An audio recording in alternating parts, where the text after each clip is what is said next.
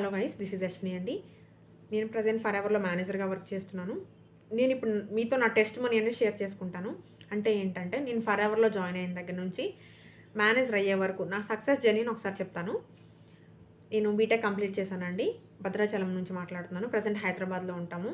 నేను before for ever ఒక software కంపెనీలో వర్క్ చేసేదాన్ని. అక్కడ వర్క్ స్ట్రెస్ వల్ల టైమింగ్స్ అనేవి కొంచెం సెట్ అవ్వక వర్క్ నుంచి 1 ఇయర్ గ్యాప్ తీసుకుందామని గ్యాప్ తీసుకున్నానండి. ఆ గ్యాప్ టైంలో ఇంట్లో ఉంటున్నప్పుడు నేను యూట్యూబ్ చూస్తున్నప్పుడు నాకు ఒక యాడ్ కనిపించిందండి, వర్క్ ఫ్రమ్ హోమ్ అని చెప్పేసి. సో నెంబర్కి నా అప్లైనర్కి కాంటాక్ట్ అయ్యాను. కాల్ చేసినప్పుడు మేడం చెప్పారు నాకు, ఇది ఇంటర్నేషనల్ కంపెనీ అండి, for ever living products company name వచ్చేసి. ఇందులో టీం వర్క్ ఉంటుంది మనకి.